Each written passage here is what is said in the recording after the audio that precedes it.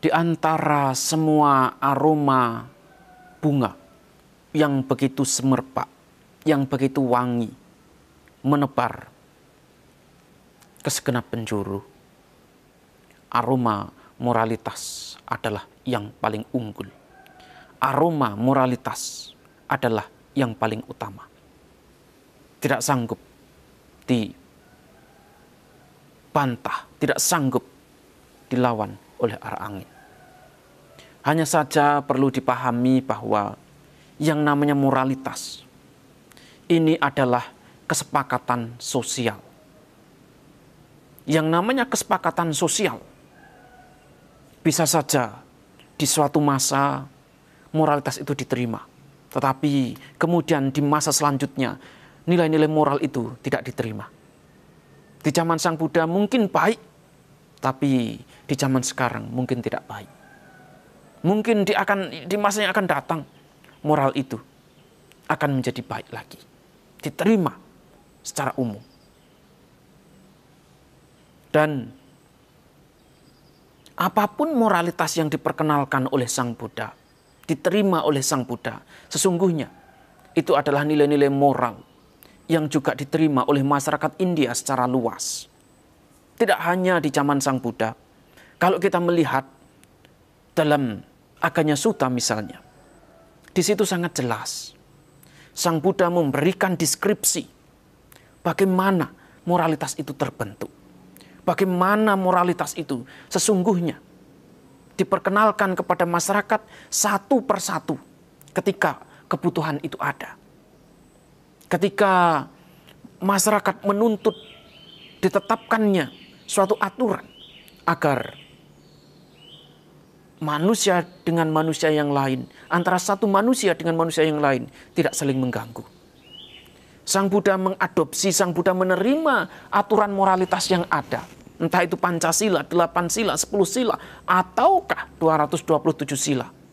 Sebagai wujud rasa penghormatan beliau terhadap kebudayaan masyarakat yang ada. Agar apa yang beliau sampaikan itu tidak bertentangan dengan norma-norma masyarakat yang ada.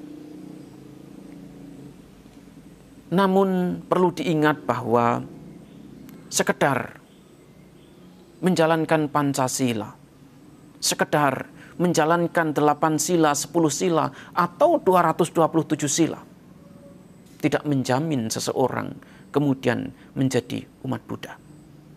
Ketika seseorang mampu menjalankan Pancasila dengan baik, mampu menjalankan 8 sila dengan baik, mampu menjalankan 10 sila, ataukah 227 sila dengan baik, dia baru menjadi masyarakat India yang taat hukum.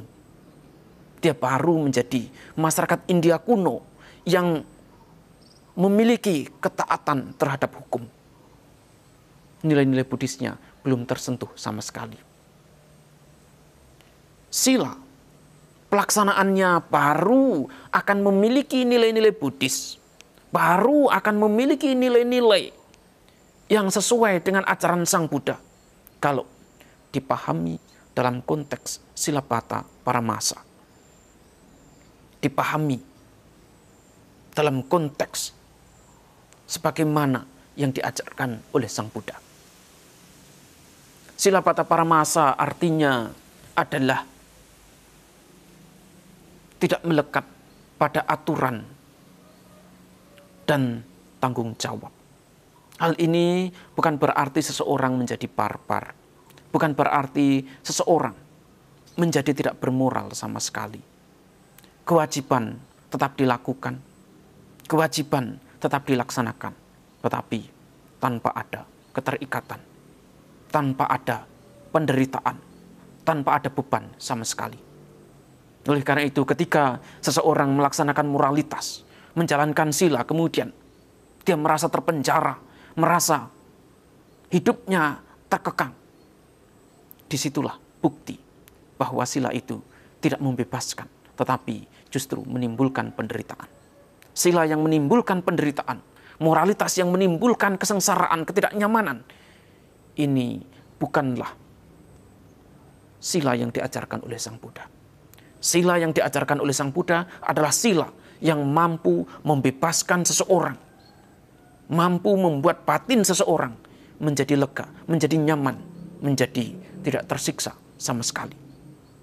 Hanya sila yang dipahami secara demikianlah, dipraktekkan seperti itu, bebas dari beban batin, adalah sila yang luhur, sila yang utama, sila yang membebaskan dan membuat seseorang menjadi mulia dalam kehidupan sekarang ini maupun dalam kehidupan yang akan datang.